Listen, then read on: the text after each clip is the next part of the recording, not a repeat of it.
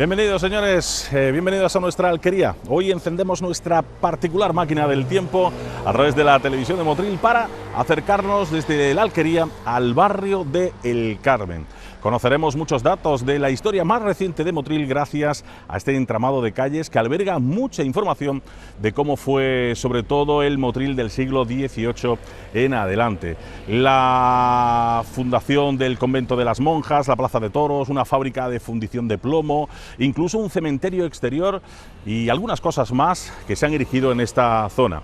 Vamos a iniciar nuestro recorrido de la primera parte de este barrio, subiendo por la calle de las Monjas, antiguamente conocido como Camino de Pataura, hasta prácticamente Las Angustias. Luego bajaremos por el antiguo barranco, conociendo con detalle los entresijos de nuestra historia y de este populoso barrio que siempre ha tenido un gran tránsito de personas, a pesar de no ser del centro de Motril. Empezamos a conocer desde hoy, desde este programa, el barrio del Carmen.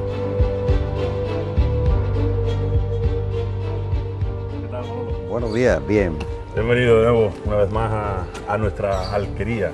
Teníamos muchas ganas de nuevo de estar con todos ustedes aquí en la alquería, donde hoy en nuestro programa vamos a conocer el barrio del Carmen, podríamos decirlo así, sobre todo subiendo por esta calle de las Monjas. ¿Es así, no, Manolo? Es así, vamos a conocer un poco el barrio de la Angustia, de las Monjas Nazarenas o de las Angustias y las calles adyacentes que pertenecerían pues a la otra zona relacionada pues con la iglesia del Carmen, el barrio del Carmen, el barrio de San Roque, y a partir de ahí pues vamos a hacer una pequeña visita histórica pues a un sitio que además tiene mucha historia de la ciudad.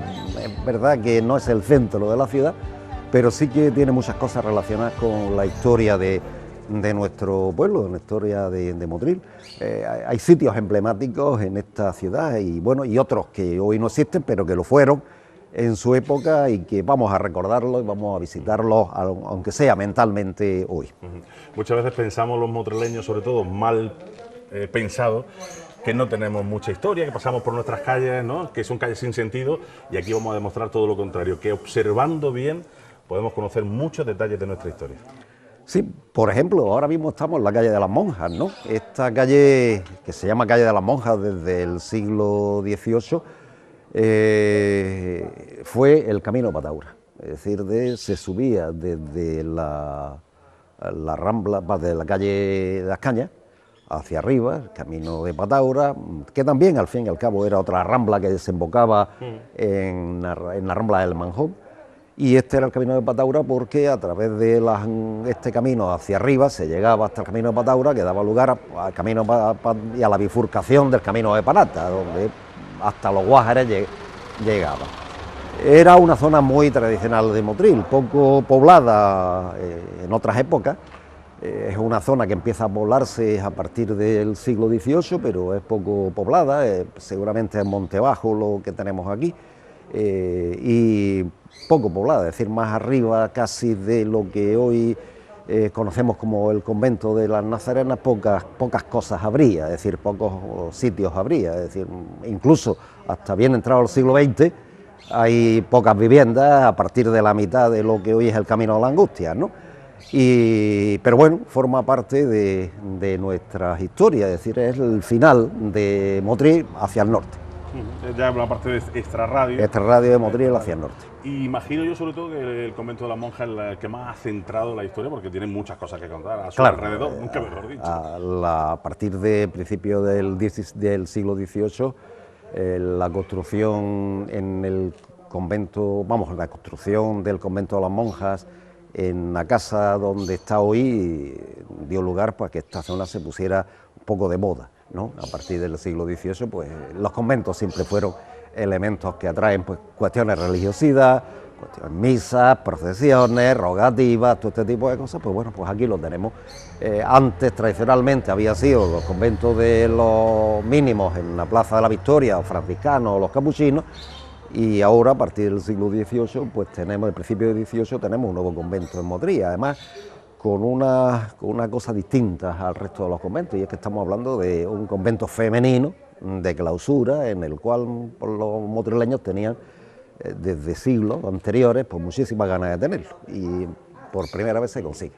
Manolo, en este caso, el barrio, hemos empezado por la calle de las Monjas, urbanísticamente empieza a crecer desde calle Monja de abajo hacia arriba, o empieza urbanísticamente a crecer alrededor del convento? No, vamos, yo creo que crece desde el Camino de las Cañas, es decir, esta parte superior de lo que hoy ocupa, el sitio que ocupa el convento de las Nazarenas, ya se urbaniza antes de la creación del convento de las Nazarenas, ¿no? Os decía antes que el acceso se hace a través de la calle Las Monjas, que es el antiguo camino de Pataura, o a través de la calle Rey, que es la segunda calle escalonada que tenemos en Motril, la calle Portuguesa y la calle Rey, en este trozo de Motril. Pero quizás un poco el polo de atracción de esta zona es la construcción que hace en el siglo XVII, finales del siglo XVII, Baltasar de Peralta con esta casa. Esta casa que es su casa señorial, un personaje importante de Motril, con muchas tierras en Motril, es eclesiástico, y se construye pues a la espalda de la calle Camino de las Cañas, pues se construye su casa con torre, típicas construcciones y tal. Vemos que es la casa de Baltasar de Peralta, se conserva intacta en la actualidad, es una de las casas más antiguas que hoy conocemos. ¿De qué y época? Finales del 17, para 1679 estaba construida, porque se usa esta casa como hospital de enfermos de la epidemia de peste de 1679, es decir, que ya se usaba esta casa. Y curiosamente en esta casa, que fue, digo, hospital de enfermos apestados de la gran epidemia de 1679, estuvo ayudando en esta casa Sor Sebastiana la Cruz, que es la que después funda el convento de las Nazarenas en Motril. Aquí Sor Sebastiana de la Cruz. Hubo un oratorio anteriormente. Baltasar dejó en su testamento que esta casa se dedicara a convento femenino. En Motril había muchas ganas de tener un convento femenino, no se consiguió. Hubo un convento también en el siglo XVII en la Placeta Casado, por ahí, en esa zona de la Plaza Casado, un convento, pero que no llegó a fraguar. Intentaron otro al lado del mercado y tampoco llegó al mercado actual y tampoco llegó a fraguar, y este sí fragua. Que fragua, como en teoría querían hacerlo como convento franciscano, de franciscanas, pero termina siendo de nazarenas, que es lo que se les permite. Ellas viven en 1717-18, que es cuando se funda el convento, viven en la casa de Baltasar de Peralta. Curiosamente la torre, como se hacían todas casas de torre de esquina, les viene muy bien hasta para las campanas, para convertirla en torre de campana. La iglesia es muy pequeñita y en 1830 se hace esta que tenemos aquí, que la hace Díaz de Losada también, otro de los arquitectos, de la familia de arquitectos más importantes que tuvimos en el siglo XIX, seguramente autor también del cementerio de Motril. Hace esta iglesia, que es además muy estilo historicista, ¿no? Hace una iglesia muy al estilo románico, ¿no? De estilo historicista, recuperando pues algunas cosas como la portada de arco medio punto con arquivoltas y tal, o la parte de arriba pues con esos arquillos superiores que son muy típicos del arte románico. Es decir, hacer una mezcla aquí del siglo XIX, pero imitando al arte de la época románica. Incluso hace la única iglesia que tiene zaguán de entrada, ¿no? Es la única que tiene zaguán de entrada, que además tiene 3 puertas, 2 laterales y una principal, es la única que tiene zaguán. No hay otras iglesias que tengan el zaguán de entrada, nada más que la iglesia, haciéndola, lógicamente, imitando el modelo románico.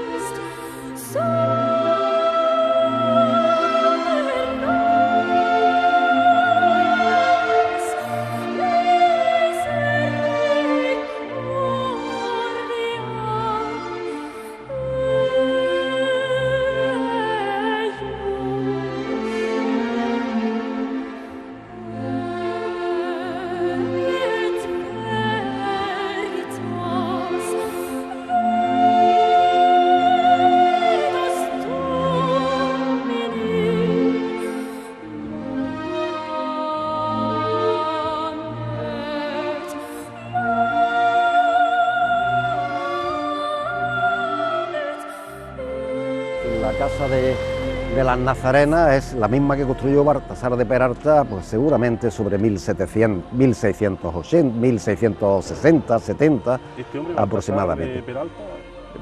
Fue una familia importante, ellos tenían también, la familia Peralta también tenían la casa de comedia, tuvieron una tenería, este era eclesiástico y la verdad es que tuvo bastante poder y se hizo su casa aquí. Fijaros que es una típica casa pues de 2 plantas de alzado, la tercera de galeón con los arcos de medio punto y torre de esquina, que es muy típica de las construcciones de aquella época. Y se ha conservado muy bien, gracias a que está el convento aquí, se ha conservado muy bien.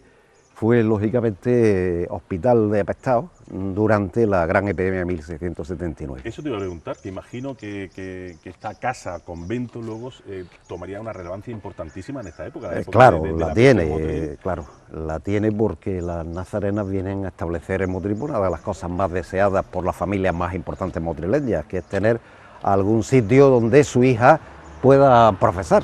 En aquella época era una cuestión de prestigio, ¿no? Es decir, tener un convento femenino, una cuestión de prestigio. Masculinos teníamos 3, teníamos el de la Victoria, teníamos el de San Francisco y de Capuchino.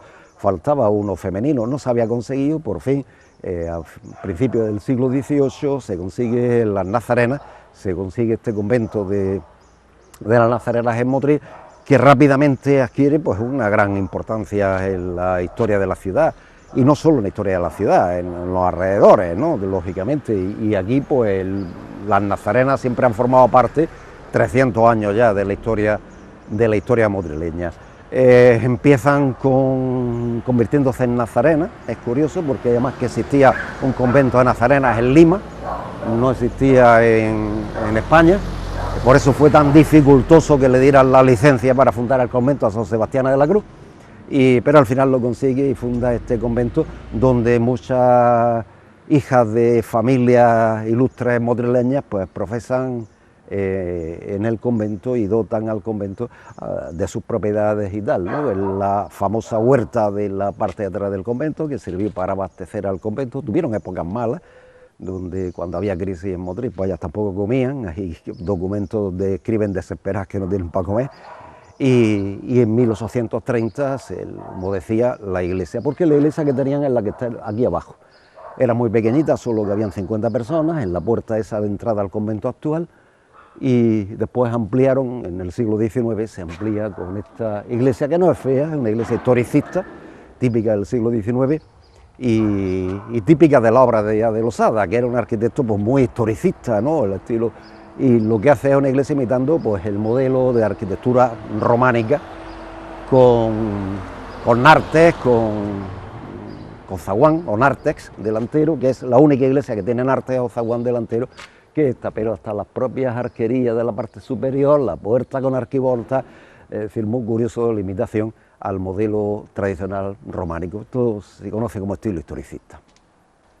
Nos encontramos un poquito más hacia arriba, vamos subiendo la calle Monja, estábamos hablando del convento de la Nazarena. Nos vamos dando cuenta como la calle toma una gran importancia, una gran anchura y además está pues escoltada al lado y lado con calles también estrechas. Hemos visto calle Rey, los diferentes Fernando, callejones. Estamos a la altura de la calle Buenos Aires. Pero bueno, hay que decir antes de continuar el paso hacia arriba la importancia, ¿no?, que tenía este convento.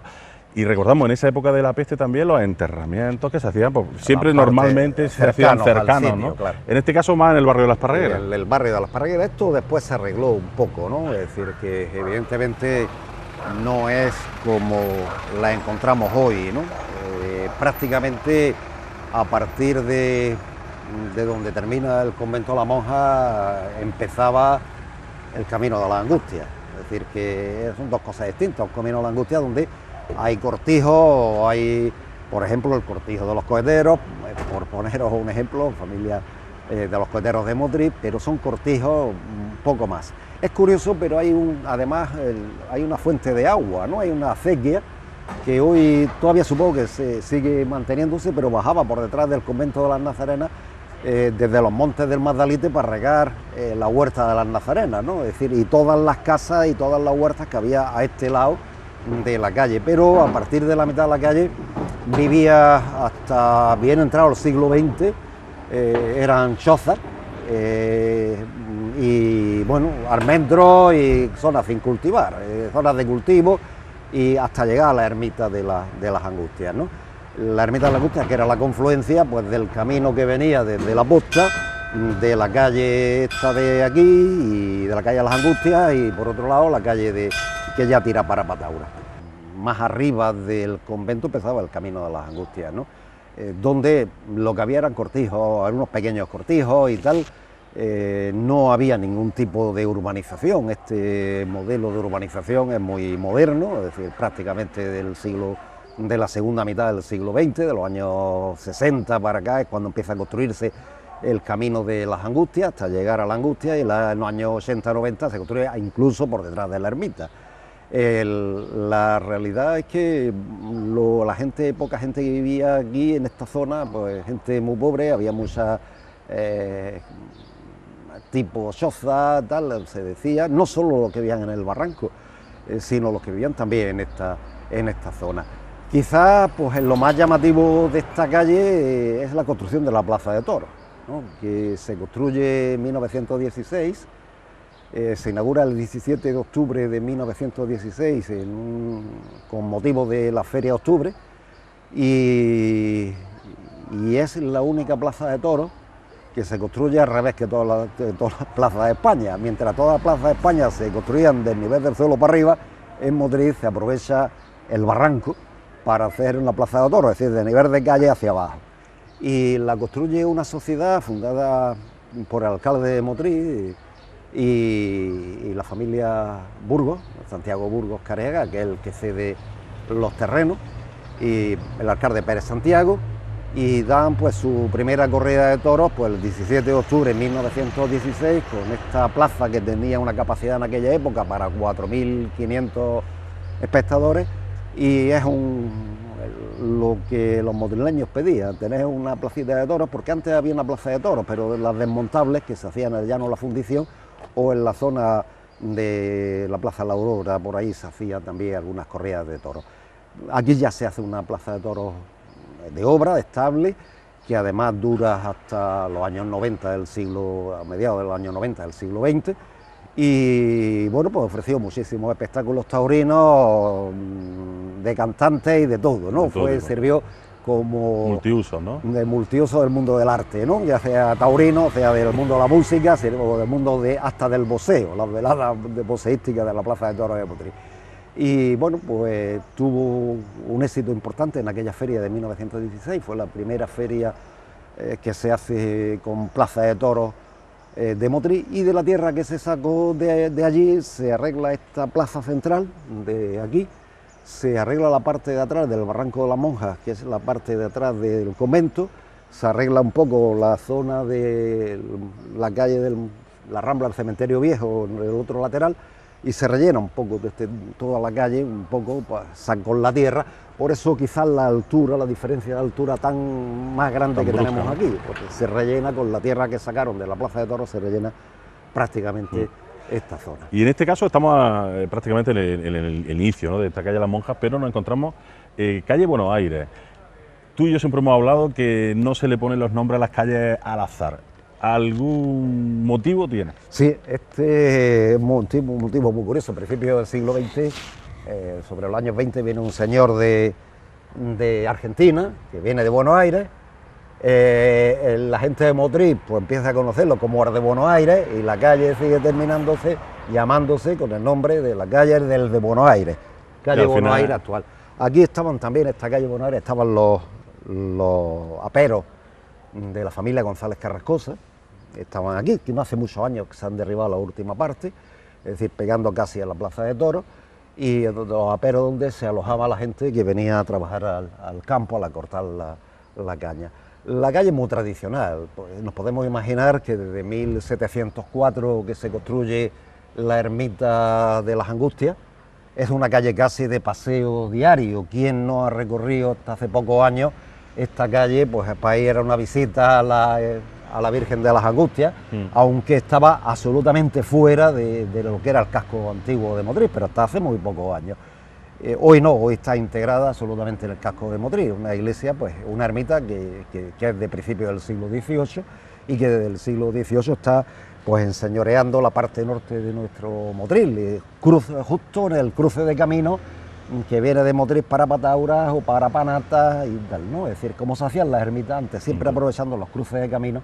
Y es una ermita muy austera exteriormente, pero interiormente muy bonita. Tiene una decoración barroca muy bonita y muy llamativa. Exteriormente, pues una típica mudéjar, de construcción de tradición mudéjar, pero interiormente tiene un tratamiento artístico barroco muy bonito. Y se ha conservado, que es lo curioso. Pues vamos andando un poquito hacia arriba y vamos viendo más zonas de esta calle de las Monjas. Y qué a gusto, Manolo, encontrar pequeños descansos en esta zona de la calle Las Monjas, justo a la derecha, subiendo, nos encontramos este descanso fantástico de relax que se llama la Plaza de Santa Clara. Sí, una placita muy curiosa, ¿no? Una placita que surge precisamente de la urbanización del lateral derecho de la calle de las Angustias, ¿no? Es decir, que y aprovechando pues que se mete todo el barranco, se quita todo el barranco, terrible barranco de las Monjas, digo por sus connotaciones del mundo de la miseria durante muchos años, y se crean estos espacios que además es muy bonito, es muy recogido, muy bonito y mejora el entorno del barrio, ¿no? Yo creo que es buen acierto el diseño que se hizo en esta plaza y sobre todo porque ocupa parte del espacio de lo que fue la Plaza de Toros, toda la zona de la Plaza de Toros. Citar también que uno de los primeros establecimientos educativos de Motril, también de los años 50, fue muy famoso y sigue siendo hoy famoso el Colegio del Pilar, el Colegio de Doña Trini. Doña Trini, claro. Que tanto y tantos motrileños han pasado por las puertas y por las clases del Colegio de Doña Trini, ¿no? Incluido algunos de los que estamos aquí. Y además hay libros, ¿no?, que datan de todos los Y aquí alumnos. estuvo en ese Colegio de Doña Trini, que además tuvo Colegio Academia Doña Trini, que tuvo pues, muchísima fama. Hoy se convirtió después en el Colegio del Pilar, pero originariamente fue el colegio lo nombrábamos así, de Doña Trini, que tuvo además una incidencia en la educación de los niños de un Motril donde la escolarización y los problemas de educación brillaban por su ausencia, ¿no? Seguimos dando el paseo, nunca mejor dicho, empapándonos de toda la historia, y qué placer es pasear contigo, Manolo, porque es que vamos aprendiendo a pasos agigantados. Decíamos al principio que aparentemente no tenemos tanta historia, pero basta con escarbar un poquito, rascar, para que vaya saliendo todo. Hemos subido por la calle de las Monjas, hemos llegado hasta las Angustias, prácticamente hemos bajado por el barranco, ¿no? El barranco de las Monjas. La importancia que tiene en Motril las ramblas y los barrancos. Sí, el barranco de las Monjas es el origen de la rambla del Manjón. Es como curioso, pero es el barranco de las Monjas es el que surte de agua a la rambla del Manjón. Hay dos, en realidad, uno que va por el lado posterior al convento y del barranco, este ha sido el barranco tradicional que, bueno, viene desde los montes de la parte superior, los montes Magdalite, y comunica ya con Motril, entra a Motril a través de la rambla del Cementerio Viejo y se convierte, a partir del Camino a las Cañas, en la rambla del Manjón. Es una zona famosa por muchas cosas, ¿no? Pero durante muchos años fue vivienda de la gente más humilde de Motril, ¿no? Durante muchos años, sobre todo después de la guerra civil, aquí fue una época de miseria, una zona de miseria, el barranco tremendo, hasta que los años 70, 80 ya empieza a quitarse y después en los años 90 urbanizado, tal como lo conocemos nosotros hoy, pero fue una de las zonas más marginales de Motril, toda la parte de atrás de la Plaza de Toros, y por desgracia pues muchísima gente vivió mal en este barranco famoso de las Monjas. Pero por otro lado, también en el barranco de las Monjas tuvimos una fundición de plomos. ¿Fundición de plomo? La fundición de plomos de San Caralampio.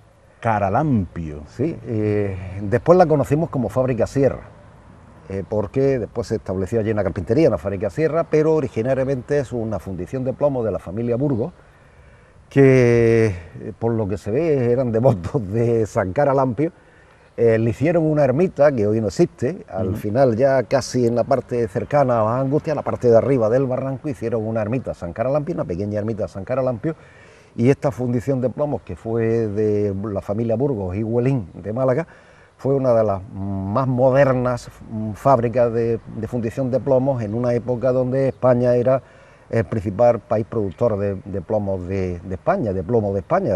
Teníamos la Sierra Lújar, con la minería de plomo de la Sierra Lújar, que se fundía en Motril en esta fundición y en la otra que había en la Rambla Capuchino, cerca de la Rambla Capuchino, lo que era el llano de la fundición, que allí existía otra fundición. Pero esta, la de San Caralampio, es la que hasta hace pocos años se conservó en parte, se conservó la puerta y tal de aquella antigua fundición de San Caralampio, y la ermita, pues no sabemos, un santo italiano, pero San Caralampio, pero no sé por qué se le puso de pronto fábrica San Caralampio a esta fundición de plomo. Es muy curioso porque fue una de las fábricas, como decía, de fundición más moderna de España, y se establece en Motril. Motril tuvo una gran importancia en esos años de 1860, 50, 60, una gran importancia como sitio de producción de plomo de España, que se exportaba pues a través del puerto de Calahonda, el puerto del Varadero de Motril. Que también mano de obra, etcétera, mano de obra tuvo una gran importancia, no solo la minería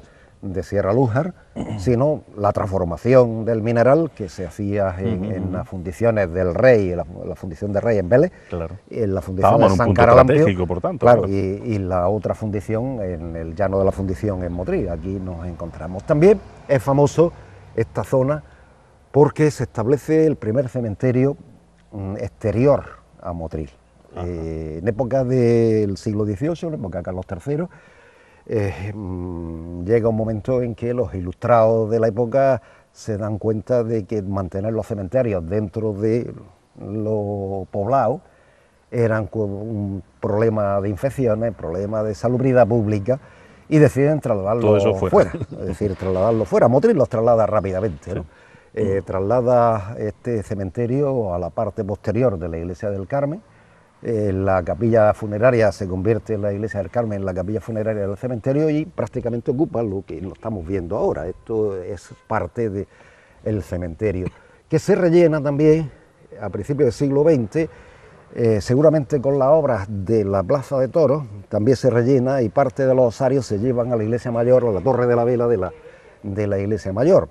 Y curiosamente, pues esta zona, que hoy se llama Virgen del Carmen, pero tradicionalmente ha sido la Rambla del Cementerio Viejo, se convierte pues en una zona también urbana, y hay fotos donde se ve todavía como esta calle de tierra, y se ve todavía el fondo con la fábrica de fundición de plomos al final, con la fábrica Sierra al final, y el cementerio pues que fue muy famoso y que lo quitaron de aquí pues en 1834, cuando ¿Pero la epidemia, se tapó o se quitó? Se tapó. Cuando en 1834 una nueva epidemia de cólera en Motril necesita, estos pequeños, que además se había quedado rodeado de casas, con lo cual la gente decía que veía los entierros desde la ventana de sus casas, que eso no era agradable, y los olores y todo este tipo de cosas, y deciden trasladarlo pues a donde está hoy, que construyen el cementerio actual pues con motivo de la epidemia de cólera de 1834. Se quita de aquí, el cementerio del Carmen se quita de aquí y se lleva al nuevo cementerio, a los Cuatro Marjales, allí arriba a lo que conocemos el cementerio actual. Pero desde mediados del siglo XVIII hasta 1834 este fue el cementerio de Motril, esta zona fue el cementerio de nuestra ciudad. En una zona relativamente poblada, es decir, que pronto, en un principio, mediados del siglo XVIII, aquí no viviría nadie, seguramente, pero a partir de la segunda mitad del siglo XVIII empezaron a hacerse casas aquí, con lo cual el cementerio se quedó rodeado de casas. Volvemos al mismo sistema, no salubridad, que la gente se quejaba, los olores, tal, pues hay que sacarlo de aquí y llevárselo a otro lado. Por lo tanto, fue una zona de visita. Aquí pues debieron estar enterrados muchos motrileños muy famosos, de las motrileñas, familias motrileñas famosas pues desde el siglo XVIII aquí. Y por supuesto la fábrica de plomo, la Plaza de Toros, es decir, el convento de las Nazarenas, parece la ermita de las Angustias. Parece que no tenemos historia en el barrio de las Angustias, pero sí que es una zona con mucha historia, ¿no?